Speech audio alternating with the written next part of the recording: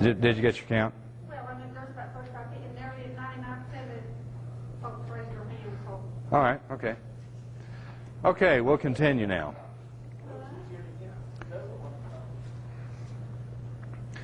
Now to go back to the beginning of this today's tea party and talk about one thing, is I hope that I can impart something to you that will enable you to win. Because I love to win, I hate to lose. I'm not interested in riding a rocket into outer space if I'm going to burn up on reentry. I want to win. I want to win. Now, we're going to discuss 4 actual cases of real, live people. Let's go back and review.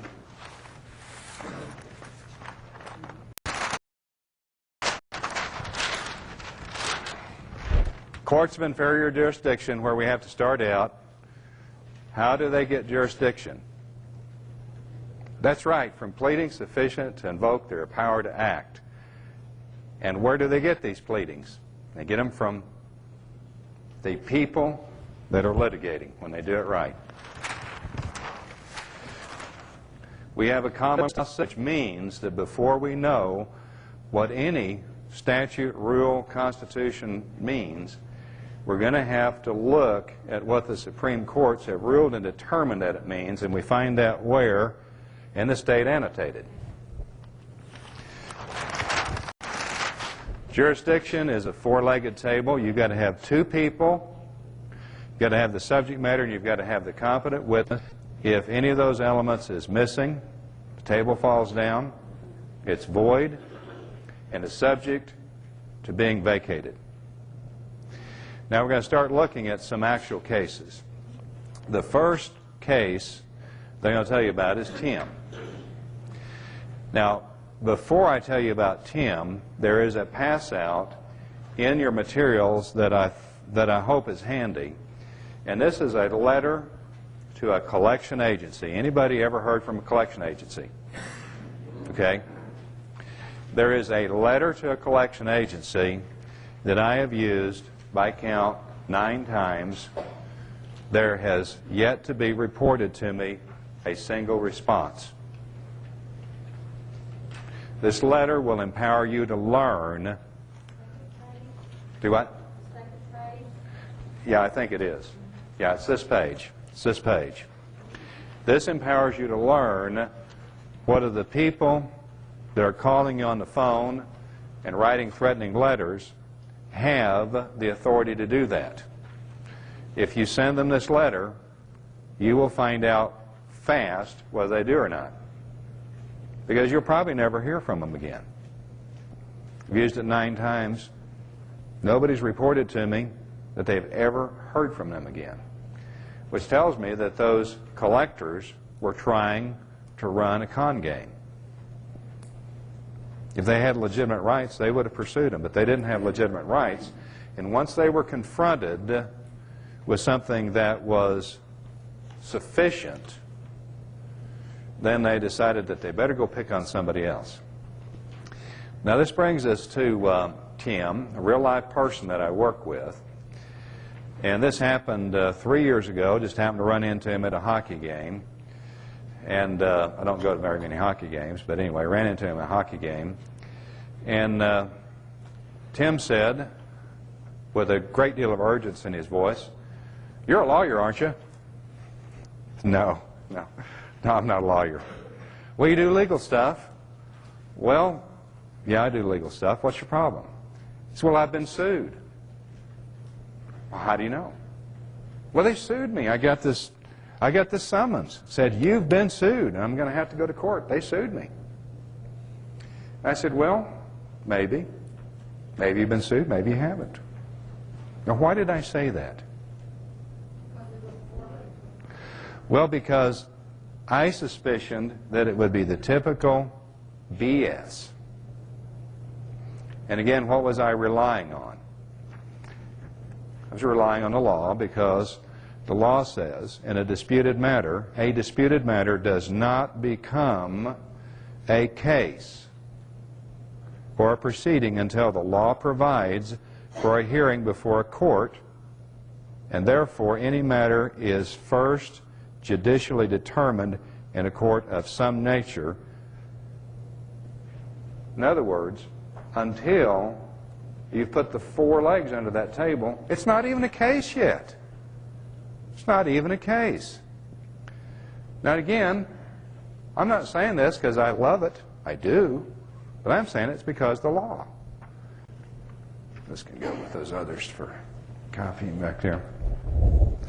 So Tim thinks that he's been sued, and probably 99% of all lawyers and even a lot of judges probably thought he was sued too. And I said, okay, here's what you do. He said, bring me the paperwork. He brought me the paperwork, and I looked at it, and I said, you haven't been sued yet. And he said, but it's a summons, and it says you have been sued. You have 20 days to answer. And I said, yes, but you haven't been sued yet. And here's the reason why. Now, Tim's too young to remember very much about Judge Wapner. But Judge Wapner always began by saying, I've read your complaint. I know you've been sworn. There was nobody in here swearing. Who was injured? Somebody says, I'm injured, then you've been sued. But until that competent witness appeared, it's not a case yet. That's what the law says. And I said, here's what you want to do. Go down to that courthouse. You ask for this case file number. You look in there and you tell me if you see an affidavit. Because if you don't see an affidavit in there, they have yet to name a witness. If there's no witness, there's no injury. If there's no injury, there's no wrong. If there's no wrong, there's no remedy. There's no case. All right. So he went to the courthouse, and lo and behold, when he looked in his file, there was no affidavit. And so he calls me, and he says, well, now what do we do? So I say, okay, here's exactly what to do. You compose a letter, and it goes like this. It is not now, nor has it ever been my intention to avoid paying any obligation that I lawfully owe. In order that I can make arrangement to pay the obligation which I may owe, please document and verify the obligation. So you make 2 copies. You carry it over to this lawyer's office. You ask him to sign for one of them, and then you ask for the documentation and the verification. Now we know from this morning who can document and verify that. Can that attorney? No, he can't do it. And I'd already coached him of what to say because I always probably said. And that attorney said, well, you're here to start your installment payments. We'll get you started. Tim said, no, I'm here for the documentation and the verification of what I owe. Oh, well, yeah, we can document that and we can verify that and we can get you started on some payments. It'll be easy for you to afford them. So, no. I want you to document and verify what I owe. The attorney said, well, now, if you're not going to cooperate, we're just going to have to go ahead and sue you. He said, no, you're not cooperating because I've asked you to document and verify what I owe, and you're not doing it. Now then. Is that better? So what we did is we answered their suit, but we also countersued them for fraud and bad faith because they had advanced documents expecting another person to rely on them, which they would surrender money, property, or rights that they had to know were false. How did they have to know that they were false? Because that attorney had an obligation under oath to make an inquiry reasonable under the circumstances to determine whether or not there was an actual obligation. And when he couldn't document, I mean, how hard could that be to document? And when he couldn't document it, that told us that he had committed fraud. But he had committed fraud in the name of the finance company that was now suing him for a deficiency. Now, this Tea Party went on for well over a year.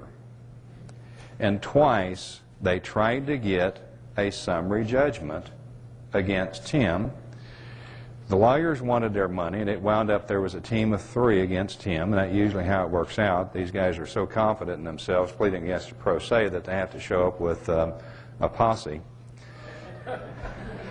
But let's look at the second response to the motion for summary judgment. That's part of your materials. And that's identified as defendant and counterclaimant, John Doe Citizens, response to plaintiff and defendant on counterclaims motion for summary judgment. Okay, what's our premise we're going to proceed under? Plaintiff and defendant on counterclaimants motion for summary judgment is a substantive and procedural nullity. Pretty heavyweight words for somebody representing themselves going into court. Brief and support. Plaintiff and counterclaimant has placed no facts on record. No fact appears on record, whether by deposition, admission, answer to interrogatory, or by affidavit to suggest or to support the averments of plaintiff and defendant on counterclaimant's pleadings. Documents proffered by Dewey Cheatham, it's not the attorney's real name, are unverified, out of date, irrelevant, and inadmissible. The record shows that the defendant and counterclaimant, John Doe Citizen, has testified and testifies again infra, establishing that material facts to which there is substantial controversy are at issue in this case. What's accomplished in this first paragraph? First of all, when you're in a pleading form, you want to know what it takes to win with that form. And when you want to win against a motion for summary judgment, you've got to state that there is a controversy. If there's a controversy, there can't be a summary judgment. And you're stating that there is a controversy, and so the court cannot decide this against you. And you're also saying that the only person that said anything in this tea party is an attorney. And I don't care how high the stack of paperwork gets from an attorney, it never, never rises to a level of fact. If you look at the clear letter of the law as determined by the Supreme Courts, the judge is not even supposed to look at it. It's not supposed to be noticed by the court. Just like Sanders Sauls down there in Florida with those stacks of 20,000 ballots in there, it wasn't noticed by the court because it didn't come through a competent witness. Now we go ahead and state what we feel the controversy is. And then we come down to the argument and authorities, which is the holdings upon which we are basing. Yeah, so I think the 24th, we're going to go visit Portugal because actually, you know, with all of the things that we're thinking about actually purchasing property outside the country. Do y'all know that some people want to be a friend to someone just because they have more? And they want to have that feeling of superiority over the person who has less, because it gives them some power to see them standing over them because maybe they're having financial hardships. They are not doing as well as they are. See, some people will remain a person's friend just for that reason alone. They'll sit there and watch that person suffer over and over again and barely lift. They are what they call lifting a hand is not really lifting a hand. But people have these codependent relationships and they think they got friends when they really got haters. That's why you have to, if you're spiritually intact and spiritually sound, you will notice these haters. See, most haters come under the guise of friends. Yeah, they come with to shake your hand. They come with the kiss. Like Judas, right? Judas came with a hug and a kiss. That's an example of, for us today, to realize that. Some of y'all are sitting in the midst of people who really want you to do bad, deep down in their heart. They could care less whether you survive or you make it. They are happiest when you are having struggle. And these are the people you're picking up the phone and you're telling your problems to. And then on top of that, the people that could really help you that will not allow you to sit there and tell these bold stories all the time. It will help you find a solution. Let's do something about it. What do we need to do? See, the person that's going to help you out, the real person going to help you out, they're going to hold you accountable and say, yeah, we can get out of this. They're going to make you work for it.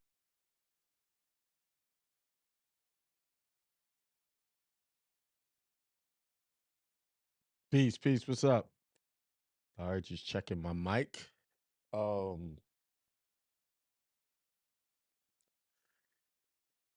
everybody doing? It's March the 25th, 2025. Um, it's the March is over with. This weekend, while I'm doing a seminar, I'm gonna be ending the month doing a seminar. If you are interested in going to the seminar, I'm going to put the information right there. That's it. A few more people signed up to go. I'm looking forward to seeing a nice, decent crowd. Hope you could be there. I have a lot of good information to share. It's my first seminar. Well, actually, it's not. I did a webinar early March, and now I'm doing an actual live seminar. I'm planning on doing New York probably late April, early May. I'm working on that too. So, and today I'm fasting, right? I'm fasting. I'm on this fast. I was trying to fast from, the new year, the spring new year, and I failed. I didn't last 2 days. But today is like a purposeful fast because I'm on this healing journey. So all I had was liquids all day today.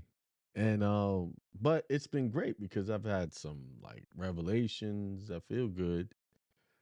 Oh yeah, by the way, I have to announce something. So I have a spiritual daughter now, born on the 17th of this month. No hospital, none of that. As she came into this world by true natural delivery. So that's my announcement. So working on remember I was telling you guys about the birth statements, preparing a birth record on your own and getting it recorded your way. That's what's happening here. No government interference. I would tell you her name, but I'm not putting it out there in the airways. We for protection purposes. So yeah, I got two more to look forward to this year. I got two or three more. I have to confirm that.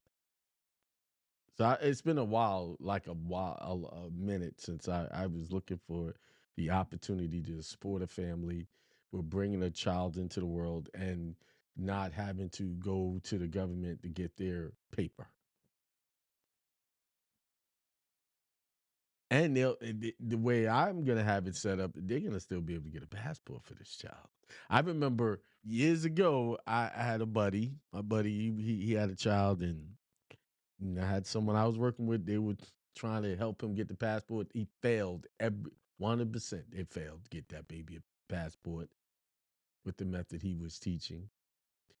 And eventually, the wife got frustrated and went and got a birth certificate and got the child a passport. I was right there in the midst of it.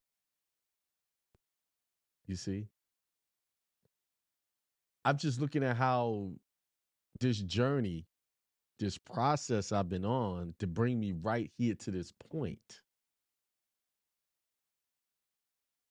to be able to assist a family in bringing their child into this world under the spiritual direction of their own religious conscience.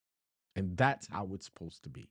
Not this dysfunctional system of really causing trauma when a child is coming into the world. So I'm thankful. And she's beautiful. So here Thanks for the congratulations. People putting congratulations. Yeah.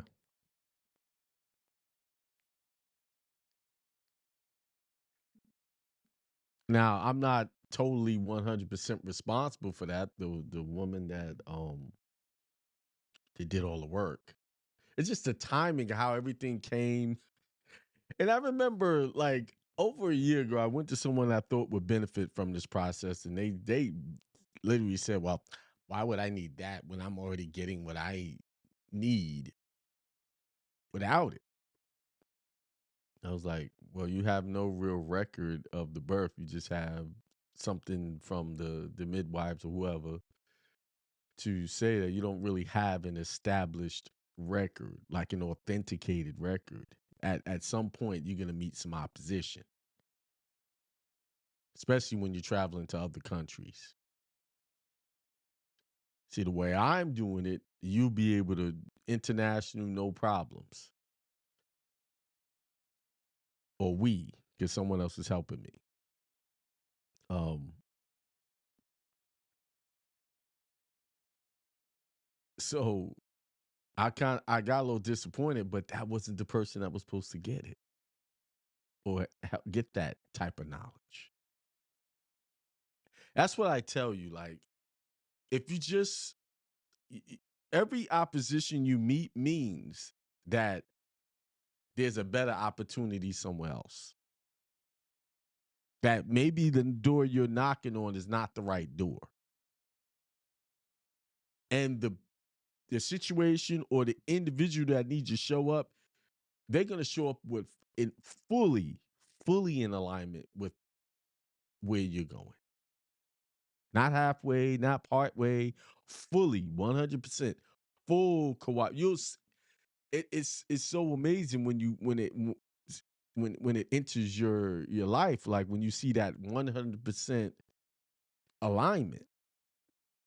Not to say you're going to agree on everything, but you see it in the cause and the purpose and the goals and the aspirations is like right there. You'll see it. So sometimes we align ourselves with dysfunctional, or what we think. We'll take part of where we're going and align ourselves with someone or something, and it's only partially what you need. But what you really need when the package shows up fully, there's no such thing as, maybe this is it, but that ain't gonna work. There's no tainting of the process. You meet people who seem to be on this same path as you. Now, I wouldn't say right, because everybody have their own path that's right for them. But you'll meet people who seem to be on that same path. And then when you get to talking and you're like, your spirit starts to pull at you and say, well, this is not it. You'll know it when you experience it, because that's what life about. It's just experiences, one experience after the other, one elevation, one spiritual moment after the other. So I'm thankful and I'm grateful. It showed up at the perfect timing. Like, I was looking for it for a while, and now it's like they're just coming everywhere. Okay, one hit, two, three, four. Like, wow. Okay, all within the next 5 to 6 months. Whoever, whatever, all you have to do is walk in your purpose, and the situations and the opportunities will show up. You just got to be ready for it. You have to know it when it comes. A lot of times we walk away from opportunities because there was so much opposition on the way to it that you just gave up. But opposition is just opportunities masked as problems. That's it. You got some money problems now? By the way, let me speak on this too, since I said money. You know, when you become somewhat known, you get emails.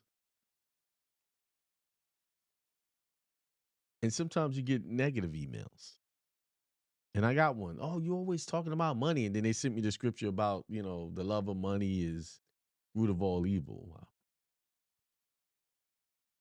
So this person felt like because I talk about money a lot, I love money. I have not to be justifying, but I have a respect for money and what it can do for me and what comfort it can provide me. See, money is like when you think about it, it's got a feminine quality to it, just like Reverend Ike said. If you don't respect her, she gonna leave you. If you don't give her attention, she gonna leave you. She's not gonna come to you without attention.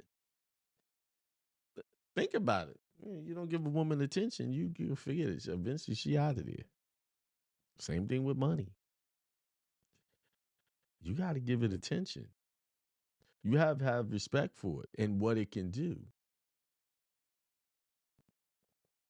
And see, when you have a poverty mindset or a dysfunctional look at money and how you should look at it, it'll always flee from you. And the person who wrote this email, they broke. They broke. Like, why would this is what I'm talking about? Who you associate with?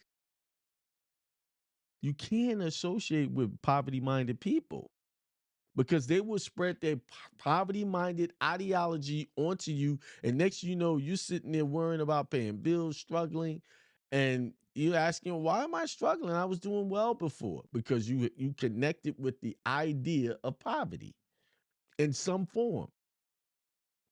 Just the idea that if you just think that you could lose all your money tomorrow and be in that fear is accepting and contracting with the idea that you could have lack. We should only be contracting with the idea of abundance. Any idea of what not having should be dismissed and rebuked. Any small thought that coming out, well, I am. Remember that word that when you say I am is God. Whatever you define the situation, I am something, that's God. You calling it to be. And remember, things that are seen come from the things that are unseen. Unseen means whatever you are thinking in your thoughts and holding on to, it's going to come to reality. Let that go. No one really wants to live in a situation where they're struggling. The ones that do live in these situations, they have accepted it as their plight. They say things like, I wasn't born with a silver spoon in my mouth. My family didn't teach me financial values.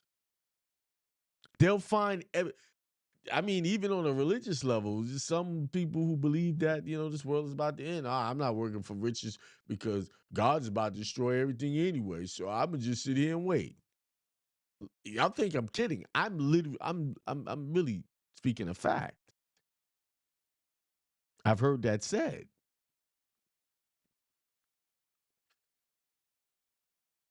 I'm gonna keep the seat. When I get emails like that or negative stuff, that just pumps me up even more to talk about that, being wealthy and having the things that I need and desire and the one I want to desire, the wealth that I want, the things that I aspire for. I'm not ashamed. See, a person who has a problem with another person talking about building wealth, not just for myself, or for my family, so we could all live well and that's jealousy and hate, envy. Because they don't have the mindset to think like that, and they don't believe that they deserve that. What they believe they deserve, I just gotta wait on Christ. He gonna take care of everything for me. By the blood of Jesus, I'm saved. That's the stuff they talk. And then when the plate get passed around, they throwing dollars in there. They not throwing 20s, 50s, and hundreds. They throwing dollars and expecting some type of miracle to come out of that. What you give is what you get back 20-fold, 10, 20-fold. But see, me, I'm not into giving to any churches and stuff like that. I'm into giving to the people that I see in need. Either it could be of my time or maybe some monetary gain.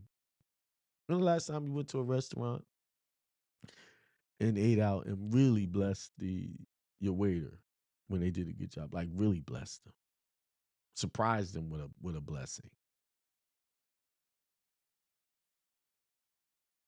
Those are the people that need it. Those hardworking people that go out there and they serve people every day. You know, to serve people is a hard job because you can't please everybody. You got a good server. When have you really blessed them? Or when have you just thought about, hey, I know such and such could use this or use some help. You might even live next to an elderly neighbor that can't get up and mow their lawn like they used to. Or even just do simple things like go to the grocery store and buy themselves groceries. I'm not saying this to brag, but I'm just saying this as an example. Next door to me in my house in Columbia, my neighbor, older guy, and he got to the point where he couldn't go to the store to buy groceries. So I sent my two boys over there. Hey, go take him drive him to the store, help him get what he needs, and bring him back home. See, it's not. That's how you become rich. See, first you become rich in spirit, and then second you become rich in the mind. That's what it's called. Uh, Putting forth the kingdom of heaven first. Your service to others. See, there's people out doing service to others, but they're doing it so that they can be recognized, so they can brag about it. See, your gift should be done in secret. If at all, it should be anonymous. Or it should only be between the person you're helping and the other person. Right. Because if you're doing it so that you can get recognition, you're not really doing it for the right reason. And you need to give without expectation. Right? Giving of your time, whatever it is, you should have no expectations. I talked about that the other day. I touched on expectations, right? But if you think you're going to give and you're going to get all of the appreciation, you got another thing coming because people just generally don't appreciate things sometimes. So if you're willing to give, you need to be giving it, and whatever appreciation you can get from that, appreciate that, but it should not be an expectation of it. So when I started the broadcast, I was playing Richard Cornforth, right? And this is probably one of the most difficult things to get across to people when it comes to court. Like, especially with debt collection, like that person, that lawyer sitting across the room from you is not a, a true party of interest.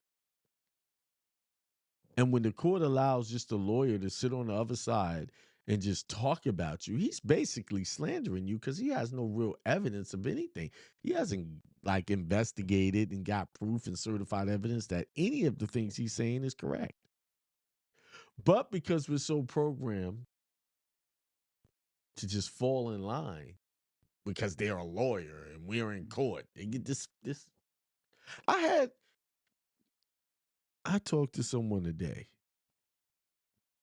and they put in a motion to get their case dismissed because lack of speedy trial, lack of of uh,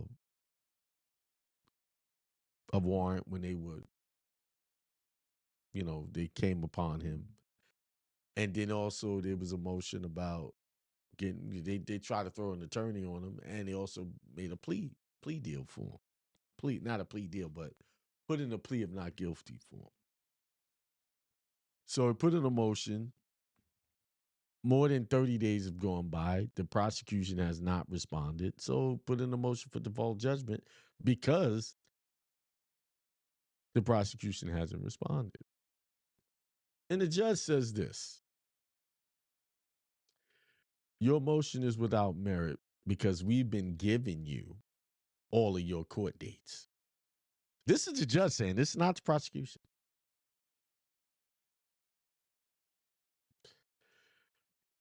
And he let that ride. He didn't argue. He didn't argue anything. He didn't come back with a response. He just, Now, of course, I'm consulting him on them. I'm doing my religious consultations and helping him. I said, you have to read what I give you and study it. You must read it. You must own it. You must know it. Because that response had nothing to do with your motion. So when you didn't respond to that in that moment, they knew you was just putting stuff in and not really paying attention to what you put in, and you don't know what you put in. They know you're getting help from somewhere else. I said, what does them giving you a new court date have to do with any of those arguments that you presented in the case or issues that you presented? You let them know they didn't have jurisdiction and all of this, and you didn't say that had nothing to do with anything, and you let that roll.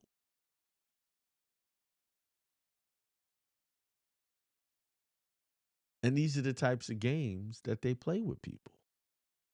They'll just say anything, knowing you ain't ready. See, I can help y'all. I can do paperwork is not the biggest part of the case. It's your spirit, how serious you are. You got to know what you're talking about when you go in there. Because see, me, if they would have said that, if the judge would have said that to me, speaking for the defense or the prosecution, because that's what the judge was doing. I said, Judge, respectfully, you are arguing the prosecution's case for them. Now, if my memory serves me correctly, y'all taking notes? Y'all need to be taking notes. If my memory serves you can't practice law from the bench. Because that's what you're doing. You're actually answering their complaint verbally when the rules say if I put a motion in there, the prosecution must respond to me. And if they don't, they're in default.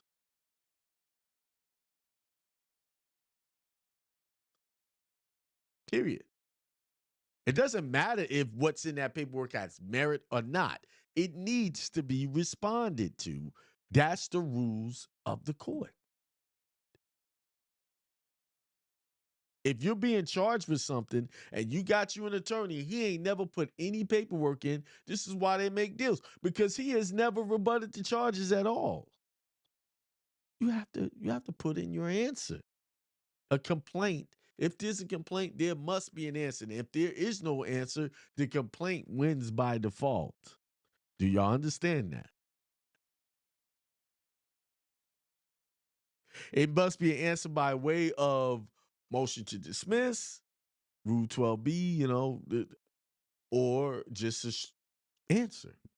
But it must be answered, or this is why everybody lose.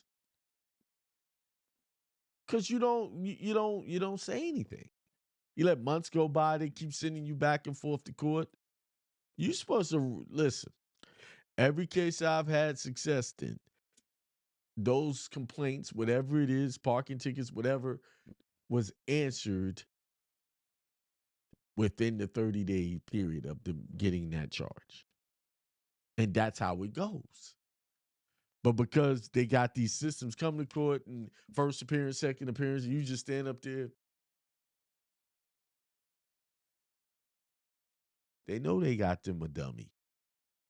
I listen. I'm saying the word dummy. I've been down that road. I didn't know better, but now I know. Hey, you're gonna get an answer. And by the time before we get to the first, if the farthest we're gonna go is to the second appearance, and we've already got us a disposition. You gotta respond to this stuff. You can't let it roll like, okay, I'll wait till my next day. You just letting them accuse you of anything, and you're not saying your part. But see what that judge in that case did, they're talking for the attorney to the prosecutor. They just sitting there. Like, who's prosecuting? Wait a minute. Oh, hold up, Judge. Wait. Hey. Are we practicing law from the bench right now? A judge is not a lawyer. Once he's a judge, they put down the lawyer hat. They are now just making decisions on the rule of law.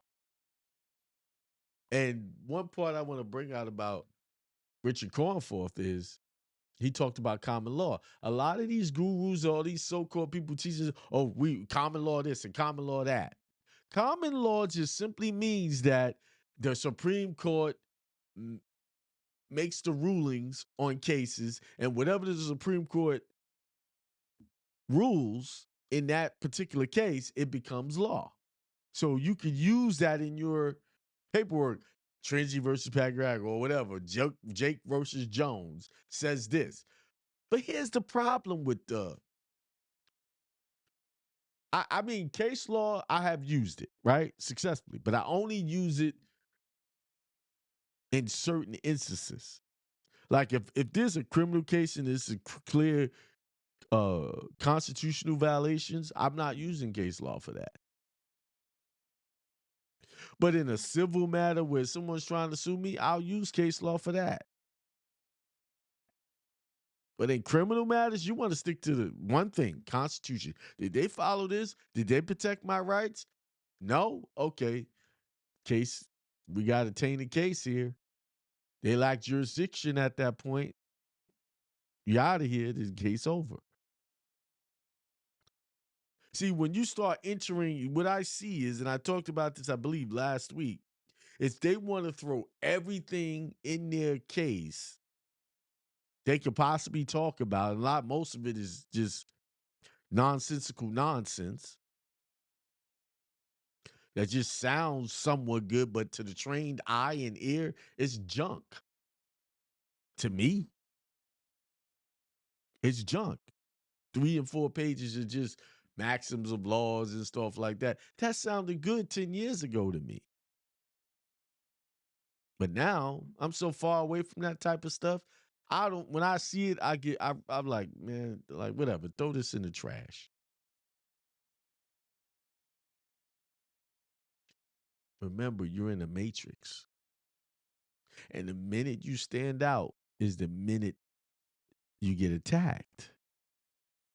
So your paperwork could mention how you're not connected to the leaguers in leaguers. Like it could say stuff like this. Hang on. Better get your pens out. I'm only reading this once.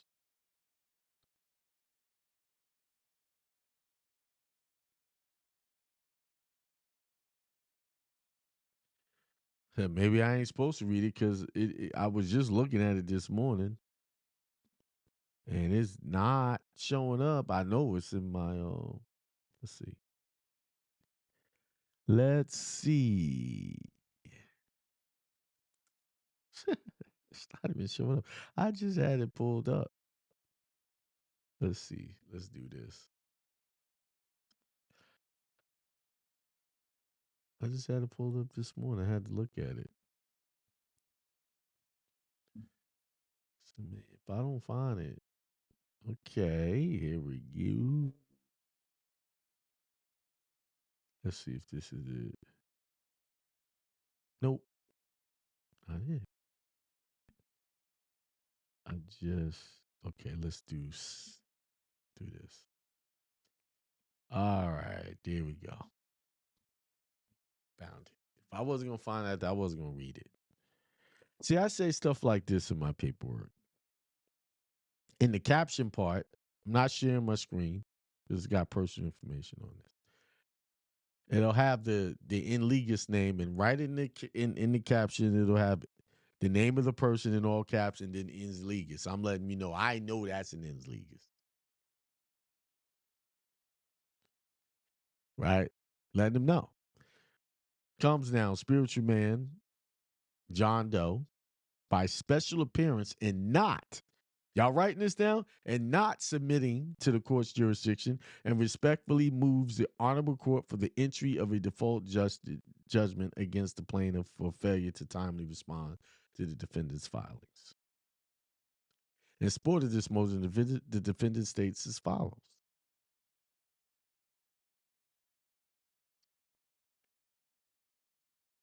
Now, with this particular one, I can guarantee you, if I said, let's show me what you filed, he probably, I leave some work for people I work. Hey, put your dates in that you filed it, and then at the bottom you sign it, date it at the bottom on your certificate of service. That's how I put it, by special and not submitting to the court's jurisdiction. And let's see, there's something else I'm looking for.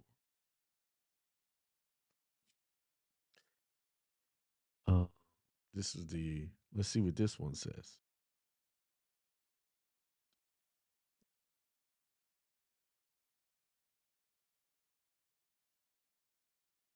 Yeah, I mean, okay, see, I'm looking at it. They said to him, oh, we've been giving you your court dates, so we have been doing right. So that what they were thinking about was the speedy trial part, but they never addressed that the stop itself was unlawful and didn't have it wasn't supported by the Constitution. They never brought that up. And then they didn't even bring up this is how I handle the legal name thing. The charges listed, y'all writing this down? The charges listed in the bill of information reference the name in all caps. It say the name in all caps. In all capital letters. The defendant asserts that this stylization does not accurately represent the legal identity and is not the same as, and then it's styled properly. The use of this stylized name raises legal and procedural concerns regarding the proper identification of the defendant in these proceedings. They didn't talk about none of that. And I had to let them know what they don't talk about is where you need to be taking them to. But if you just taking stuff from me and just throwing in the case and hoping for the best, then what happens? Because wait, hold up. You didn't address the other. Yeah, there's 4 points in here. They talked about only the speedy trial part. That's it. One part of it, his whole thing, and he just let them just do whatever and move on. Denied. It's what it says is some term they use. I said it before. I can't remember. See what I'm talking about? This is, if you want to win, you have to help yourself win. And when I asked him, I said, he's not reading it. You're not studying. Thing is, I successfully helped a family member some years back, and that's why he came to me. But see, the difference between the family member is that he studied his ass off. Like, he really went in. He was raising stuff to me, bringing stuff to me. Hey, this and that. See, I'm not one of those teachers that get mad if you come to me with stuff to help your case. Because what it shows me is that you're really looking and digging deep into your situation and you trying to help yourself. So I appreciate that. See, a lot of these guys, you come bring them stuff, they want to fight you and get upset. I'm not upset because I have an answer for whatever you bring me. If it's something that's junk, I'm gonna tell you that's junk. If it's something that, hey, that's a good point, let's use it. We're working as a team, not as I'm Lord, I know everything. You can't tell me nothing. And that's how a lot of these knuckleheads do this. These guys that, you know, half their furniture is missing in their mouth and living in the back of the somewhere, but this is what a lot of people like listening to. And I had to figure out, why do people like listening to these people who ain't even thinking about prosperity? They're poor righteous teachers. Why are they so drawn to that? Because it's like spirits. Poverty mindsets is drawn to poverty mindsets. And see, in poverty, when a poverty mindset is sets in and the person got it, they're gonna be drawn to those people and they're gonna listen to that stuff. I learned that a long time ago. Y'all know when I started this, I was part of this group. We used to show up every Saturday, calling ourselves studying. Then as I heard listen to the stories more and more, I said, well, I saw no one with success. And the one person that had success had legal problems with the so-called success. Like, yeah, he did it. Oh, like that. Yeah, he did it. And I don't call that an accomplishment. And needless to say, 10 years later, none of those guys even reach out to talk to me or call me. You know why? First of all, I set myself apart from nonsense. See, the one thing that'll keep people away from you, start telling the truth. Start doing that. And watch. Start acting. When I say truth, start moving truthfully within yourself. That is such a powerful energy that you'll be emitting, a vibration that you're emitting, that none of the nonsense will be able to come. It'll start coming at you from afar, like emails. Like, you talk about money all the time. Love of money is the root of all evil. I'm like Reverend Ike with that one. The lack of money is the root of evil. I'm sorry.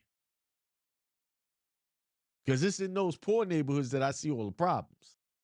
And the people robbing, stealing each other, breaking in people's houses. You can't even buy nothing decent in the neighborhood, a poor neighborhood. They'll tear it up, shoot it up, whatever.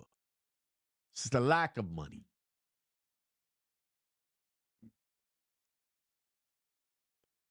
But where was I? I went on a tangent there and I lost it. So what was I talking about? That means I need to move on. Yeah, that's what it means. All right, so I'm gonna move on from that and go to what the topic of the show is, and that's um the passport. Something I've talked about many times, but I got new people coming into my space, and so I have to go over these things again for the sake of them having a full understanding, because I can't allow people that once you come into my space, like, and I see that you really want to know this stuff, because that's so rare, right? I don't, most people don't give a shit about none of this, American National, none of that stuff, right? So when you meet people that genuinely, and they're not looking for any they have no greedy intentions, I'm drawn to that. I'm gonna help you. I'm gonna go the extra mile. But when I see the hatefulness and the greedy intentions, go to akimel.com and get you a consultation, because that proves to me whether you're serious or not, right? Like, you, because most of the greedy people and the people that's out with bad intentions are never going to pay for a consultation. What they're going to do is try to sneak emails with a bunch of questions in it. They'll ask one question, you answer one, you get 10 questions after that. So that's why I don't really answer questions by email. But once I see that a person really is trying to learn, I cater to that. I give them special treatment because I know that if I don't give these people special treatment, they're going to go over there and listen to the poor righteous teacher and get misled. So at least they had the opportunity when they come to me. And a lot of times, here's the truthful thing is a lot of people, once they get to me, they've already been drugged through the mud with bad information. The people are realizing, some people that came to me are realizing they have done their passport and then they go watch my videos from years ago and say, wait, this was your affidavit, yeah. And they're not even teaching the people how to really complete the process. This is why I'm doing the show tonight. Like, if you're going to do your passport, you need to authenticate that piece of paper and get that seal. I'm looking over here because I'm trying to see if I move it around. Oh.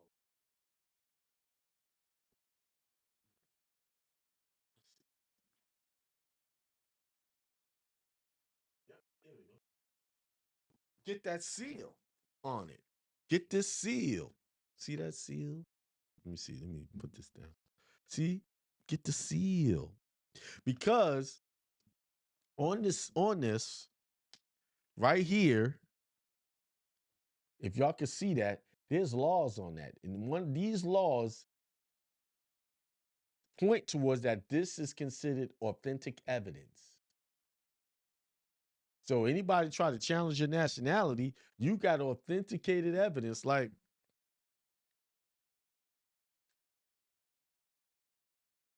let me see. I'm gonna have to cover it up like this.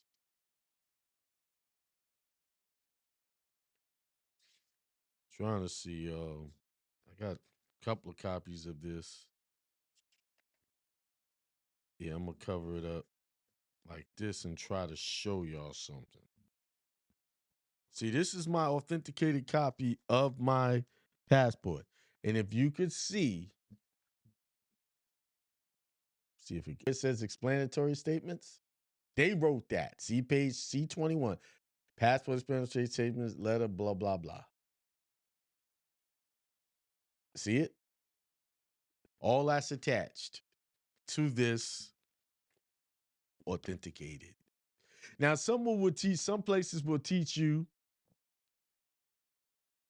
all of these are laws. If you can look very close, those are laws on it. And if you research those laws, it talks about evidence, full faith and credit, meaning that this document be getting used anywhere in this confederacy we call the United States of America. It can also be used as a foreign proof in another country because it's got what? The full faith and credit seal on it.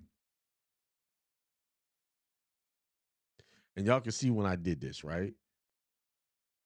2019. That's when I got that. Some people call it a FOIA request. A FOIA request, you can request someone is for when you request someone else's document and you don't have formal permission to get their application. So you have to what you call a Freedom of Information Act. So what they do is they give you a dumbed down version of that. But I'm telling you guys to get the authenticated copy of your application. And, of course, I'm talking about birth statements, and y'all know I teach that process. I'm not going through that over the air. So, but let's go to the Department of State's website here, right? Because what they have done is when you go to the Department of State, right? You go to I'm going to go right here. And I'm going to share my screen. Hang on.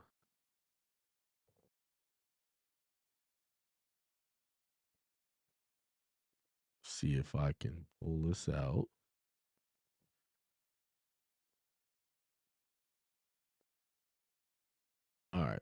So y'all should be able to see that, right? So you would think that right here, where it says replace or certify documents, is where you would authenticate your passport, right? And it used to be when you go to this first page, you could find where you authenticate passport. But if you click that, this is talking about certifying other types of documents. Get marriage records, blah, blah, blah.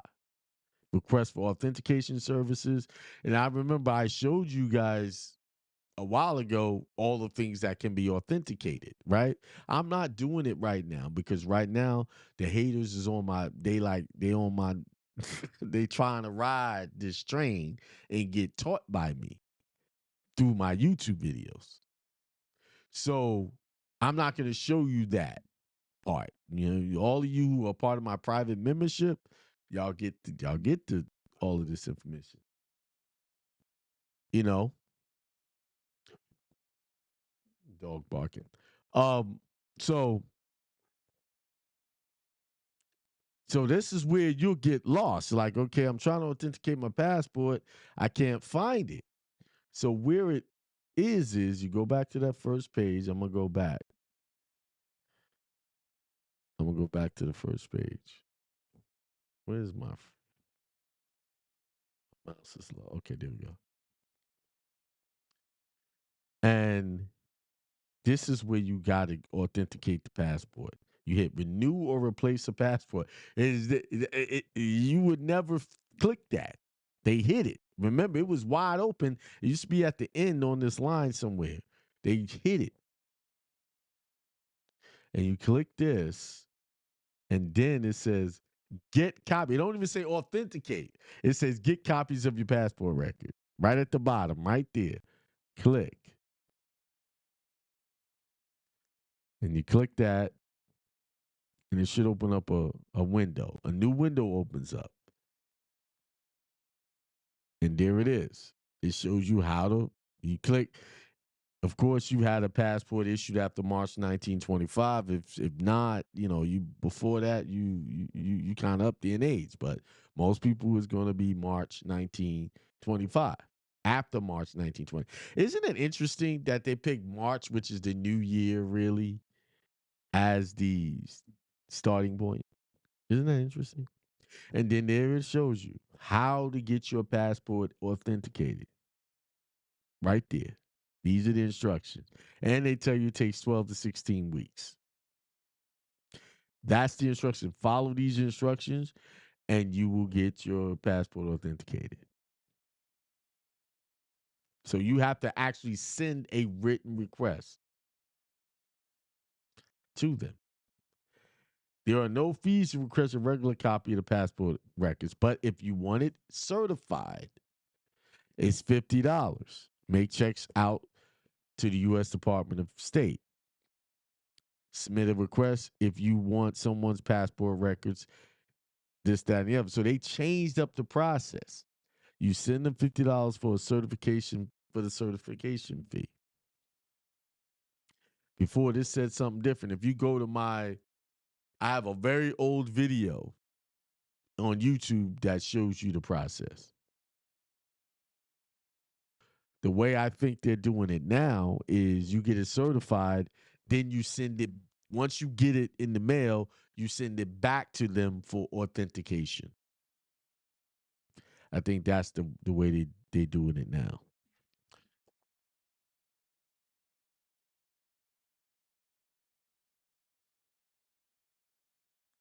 Yeah, because the fees was $8 for uh, a apostille or apostille, and then $50 for authentication. They done changed it all up since I've been hitting y'all with this information. They go watch that old video that I did. Actually, let me see if I can. Let me stop sharing my screen. Let me see something. Let me go because I was looking at it on YouTube. It's only a few minutes long. I'll just play it and show you how they switched up.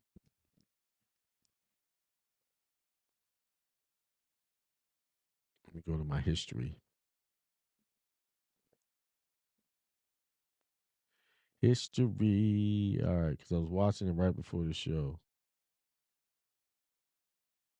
Of course.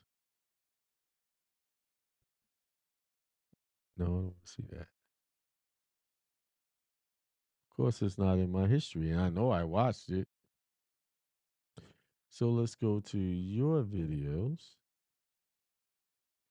And let's go find the passport. Took me a minute. You know, I got so many videos up here. Just a little bit. All right. Make this a little bigger.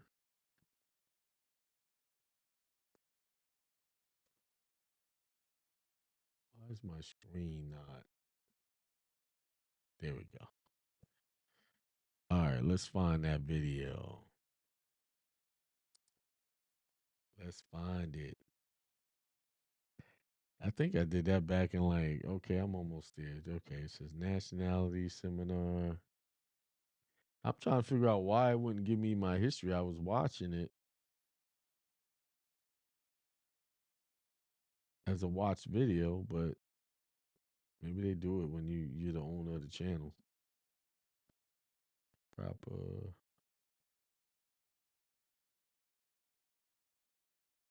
Y'all should go watch those old ones at the CDC race and ethnicity code set that I had up there. Oh, you know where it was? It was in my no, that's not it.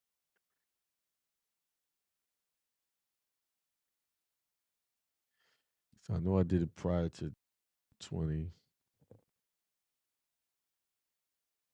So while I'm looking for this, you don't need to do a FOIA request if it's your passport. You just follow that link that I showed and you're good.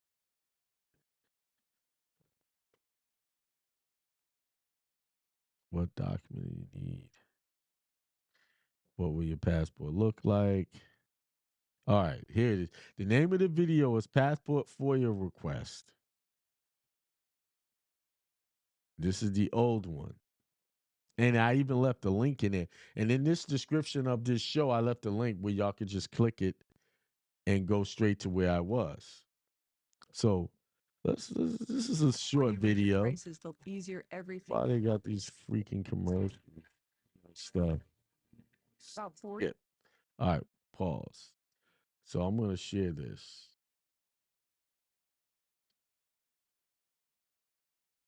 All right. So let's watch this together.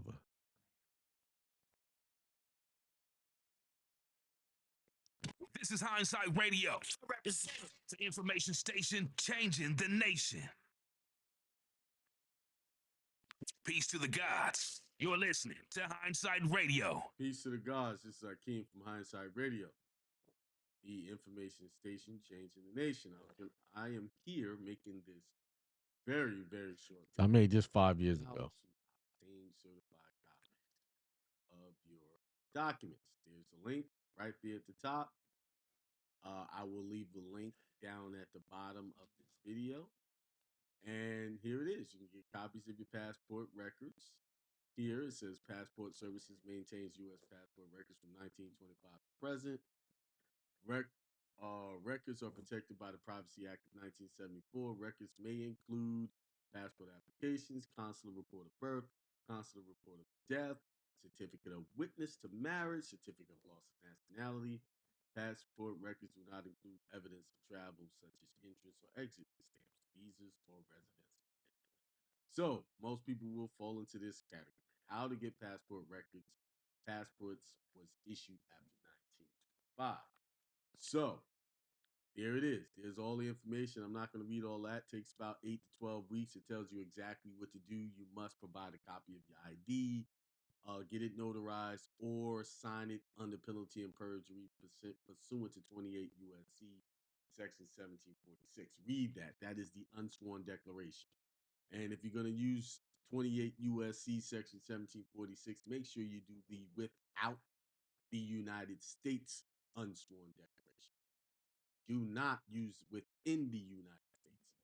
This is all those who have done their passport as a national. Please, if you're going to do the 28 USC section 1746, you're doing it as a national. So make sure you use without the United States. All right, that's very important. It costs $50 for a certified copy, $8 for an apostille copy.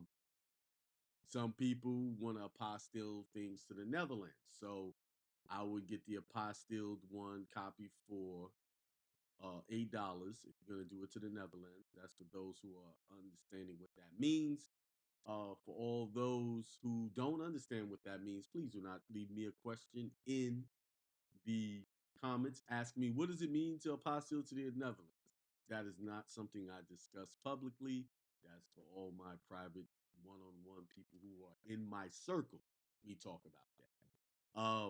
And if you're not in my circle, I will not answer that question. So there you go. Get your certified copies as a national so that you can show proof that you've done your application. All right, there it is. See how they switched it up? Because they don't even have the apostille part on it anymore. Why? Why are they doing that? Why are they switching that up? Why are they doing that? And it makes it so hard for you to get this because it's evidence. It shows proof that you're a national and not a U.S. citizen. Okay. What was something else that I was thinking? Oh, another thing. I didn't have a chance to do it. Y'all need to be putting on your actual passport book. Oh no. Nah, oh hell no. My people in my group, we'll talk about that in the private. We'll talk about that in the private. Let y'all nah. Because I noticed that when people come to me and they have done other people's process, all they taught them how to do is put an explanatory statement. And a lot of the explanatory statements say a lot of things it doesn't need to say. And I remember when I first did it, I had a lot of stuff on my explanatory statement that didn't need to be said. And I refined it. I keep up with my what happened to my screen here?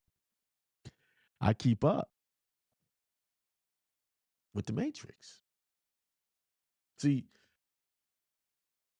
some people are just looking for a way to make money because they don't want to either go get a job or work, which is fine, but they don't have any imagination. Do y'all realize there's a lot of soulless people out there, right? There's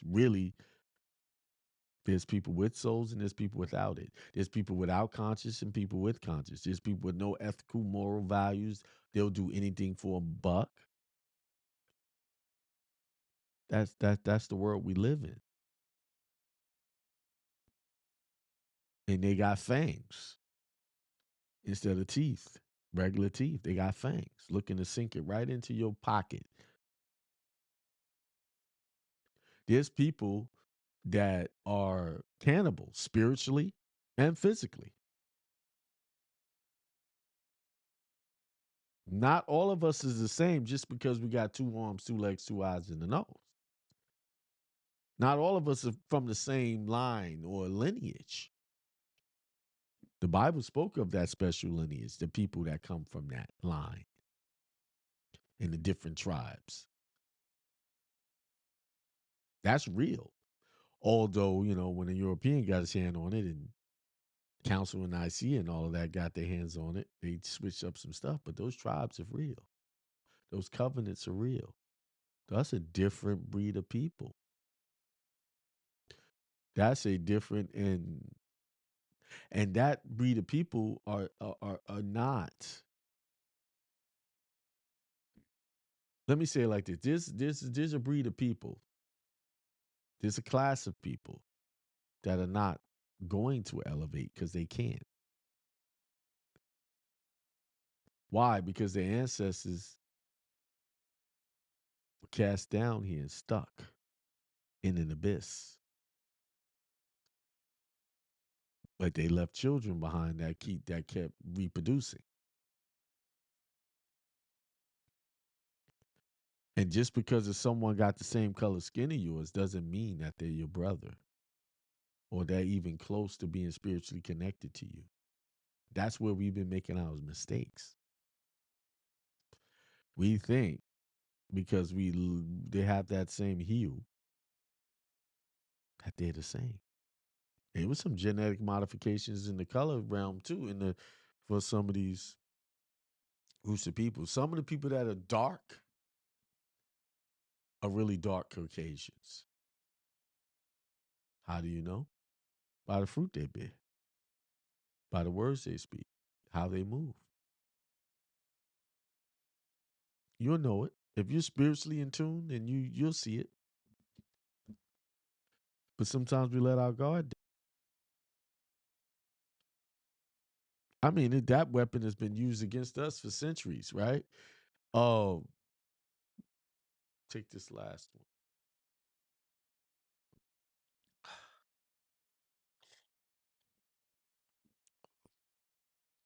one. Uh-oh. I can't even speak. This one was strong because something's coming. This plan, this thing has been playing out for to distract the real chosen ones, the real people of the planet, the real owners of this planet, the real owners of this whole cosmos.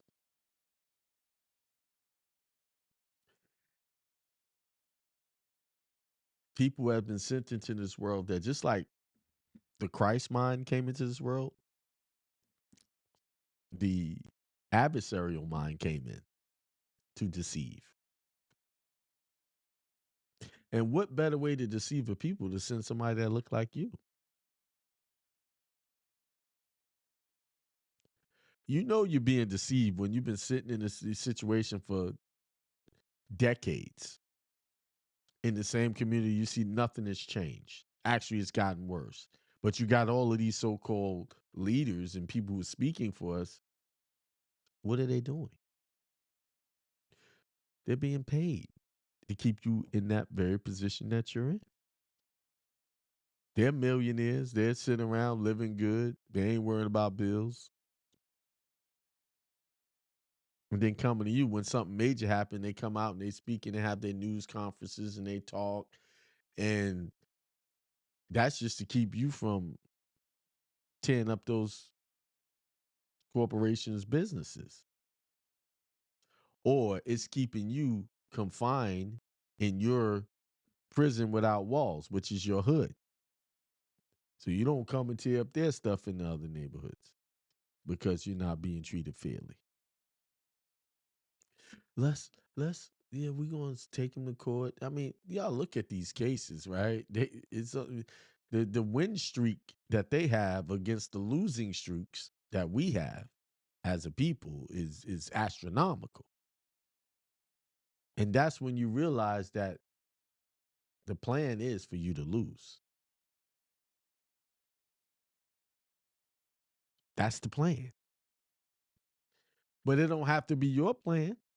If you adopt and connect yourself to true spirituality, you won't lose. Now, the people who want to buy into that BS, they'll lose.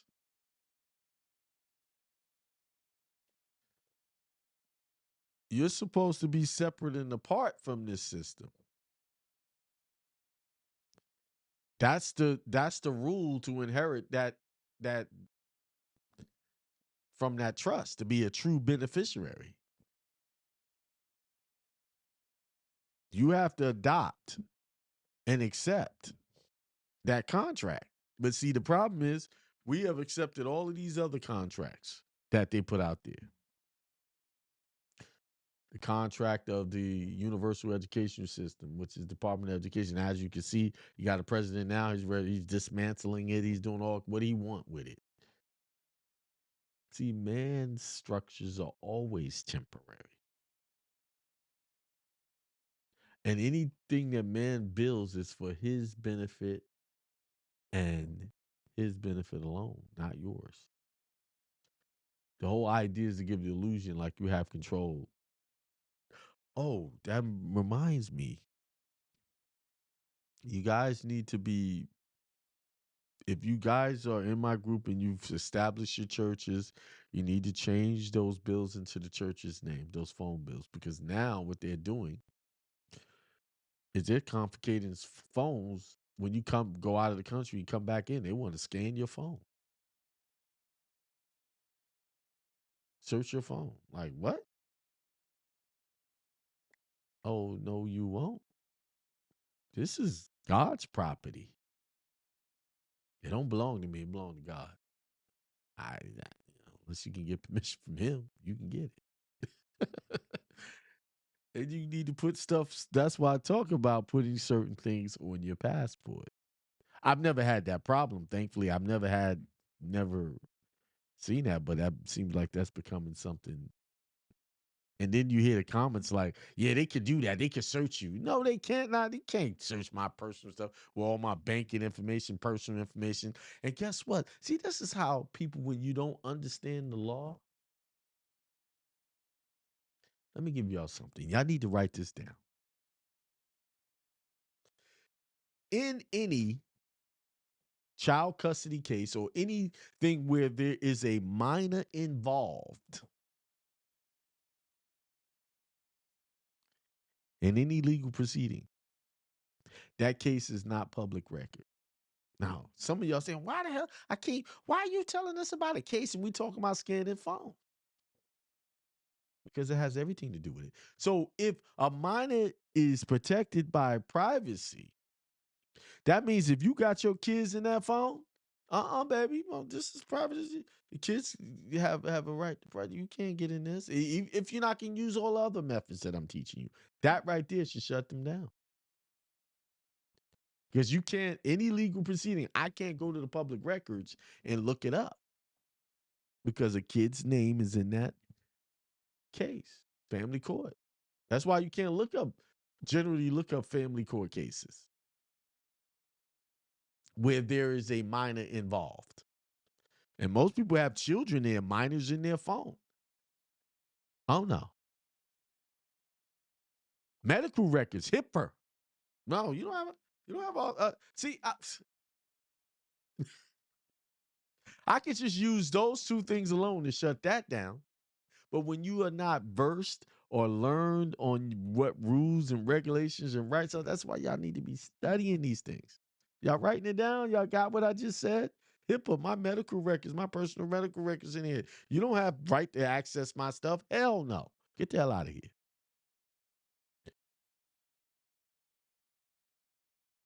And here's the other thing. Y'all, as I'm rolling along, y'all understand that the Social Security Administration said, do not give your social out to anybody, even governmental entities, unless they got a court order or some valid reason to have it. So all your personal stuff,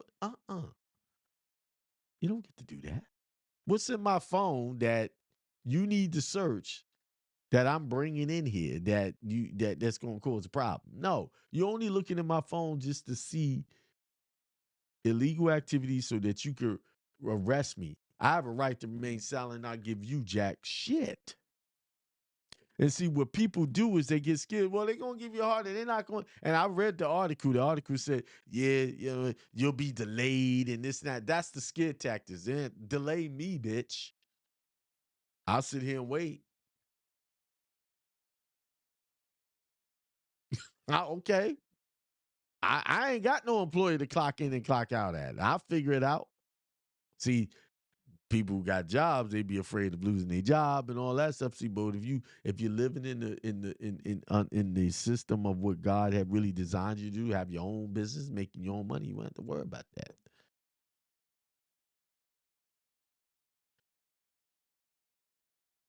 No wonder that was so potent.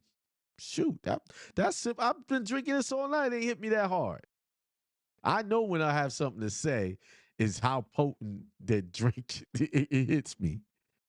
Because I was about to talk and it was like, oh, it's held me back. Said, no, I ain't finished downloading. Wait. Yeah. Change those phones to your church name. Put it in your church account name. And the moment say, listen, this is protected under this is religious property. Period. Oh, but no, but what? What? See, y'all gotta learn how to stand tall on your rights. Because if you let them get access to your stuff, they got all your information and they can go in at their leisure, search it, and go through it. When I hear people, I was seeing people in the comment section of the article, yeah, but this and this, you know, they could do this, they could do that. No, the F they can't. Now, without a warrant, they could do it under your consent. If you allow it to go down that way. Yeah, will they try to intimidate you? They might. They might. So what? But I tell you one thing, my words is more intimidating than anything they could say. So I don't worry about stuff like that. Because I'll be jotting down names and everything because lawsuit, hey, y'all about to make me rich.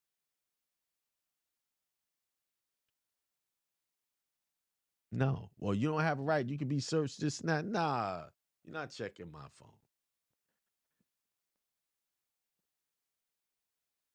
You know? All right, let's check out the people.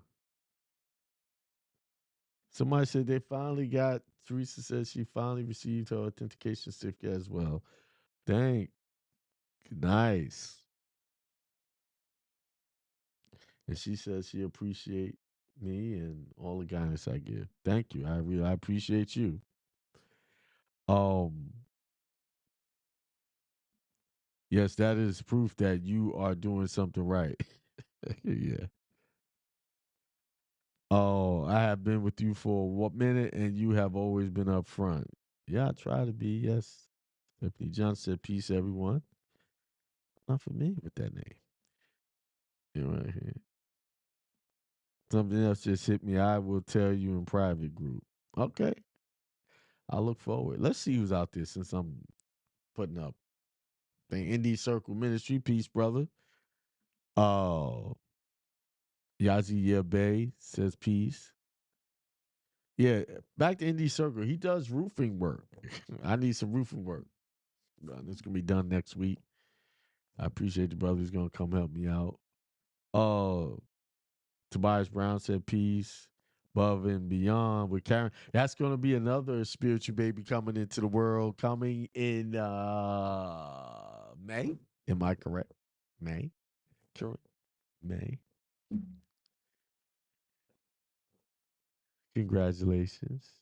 I say peace to everybody. Maxwell says peace. And he said congrats. Oh, they were talking about the baby. I was gonna tell you all her name, but some say nah. It's too sacred. It's too sacred of a name. I'll get permission from the spiritual mama. There's a spiritual father and a spiritual mother. I'll get permission from her. She'll let me know. I think she said it was okay. I have to look, but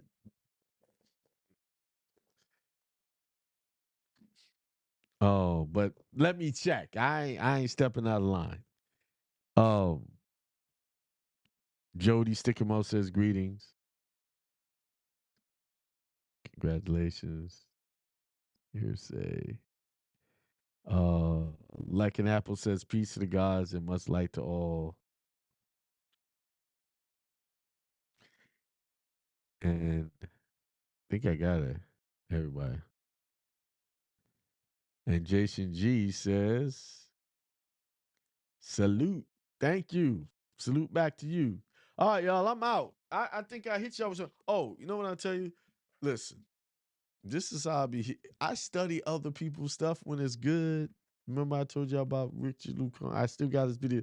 If you're in my membership, what I'm gonna do, actually, Not only the membership, I'm creating another smaller version of the membership for the people that don't want to be, fully committed to the other parts of it.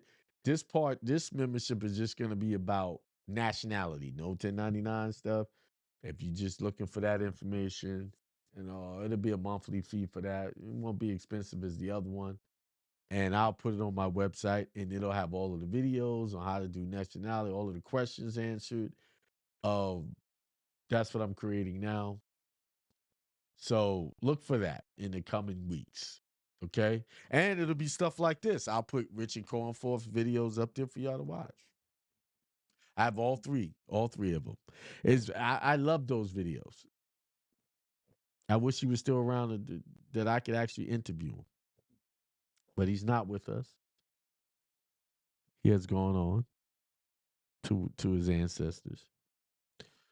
All right. Peace, prosperity. What did I do? Peace, prosperity, and extreme wealth to everyone. You guys have a very good night. I hope y'all I gave y'all some heavy information. All right. Peace. Let's see what I'm going to leave y'all with. How about this? There are no excuses why you can't succeed, why you can't get it done. There are no excuses. I don't want to hear I got so much to do. You got so many other things to do other than work for your success. People literally will make an excuse not to be successful. They will. They will find every way not to make something happen. I don't know how many excuses I had. Hey, you could do this. I got so much to do. I got this job that I'm working at. And job. So you make an excuse to be a slave. You'd rather be a slave than make something happen for yourself and your family outside of clocking in and out. Y'all want to know what's really going on out here? Y'all really want me to say the truth about the very existence that 80% of the population is living? Just like they got free range chickens. We got free range slaves. You know that, right? Free range slave. Let me explain it. You got to get a passport to even leave the country, and you can only go to the places they tell you can go. That accepts that passport. That's number one. Number two, most people have jobs. And if you want to keep that job, you got to clock in when they say, clock out when they say, take a break when they say, take a vacation when they say. And you get a couple of sick days per year and some personal time. They give you some of that as a concession for you giving them credit of your time. Like you come to work, you work for 2 weeks, then they pay you. Some people, y'all work for a whole month and don't get paid. But you giving them all that free work credit of your hours until you get that one check. Why do they give you a check once a month? Because it's cheaper for them to cut a check. The accounting is cheaper. It's convenient for them to pay you once a month. Stack up all your money, stack up all your credit with them. It's convenient. It's not for your benefit, it's for theirs. You working for them is for their benefit, not for yours. You think you're getting something out of it, and they're paying you fractions of what they're earning. See, they looking to make millions. You looking to make hundreds. So as old as you are, how long you've been dealing with these situations, there are no excuses why you can't succeed. Because if you could work hard and be under that type of scrutiny and be a free range slave, you can be free, set yourself free, because no one's forcing you to do any of that, and go start something on your own. You can do that, but why won't you do it?